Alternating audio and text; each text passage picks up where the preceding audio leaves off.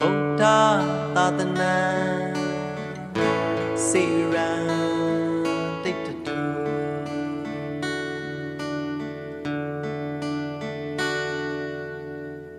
ဗုဒ္ဓဤဓမ္မတရားတွေကိုလောက၌မပပြောက်ရစေဘူး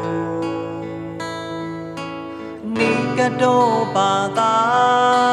စီကဖို့ဆိုတာ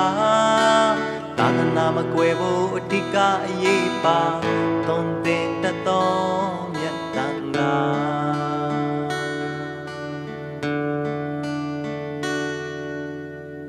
လူဘဝခဏရတဲ့ခိုက်တမ်းမှာဗုဒ္ဓရဲ့တရားနဲ့မွေးတန်ခါ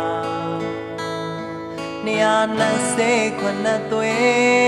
ဝိနည်းသိက္ခာတွေရဲ့စောင့်ထိန်ငါကြင်ကြံလို့တကယ်မြတ်သာသနာကိုတွန်းရှိရရဲ့ရွယ်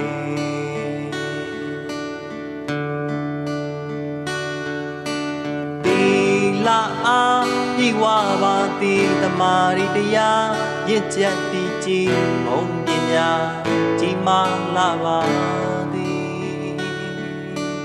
ရှင်ယဟန်အစပြုကတိဆရာတော်များနှင့်များတန်ခါသည်ဒုသာသနာမှာဖို့ထိုက်ရတနာမည်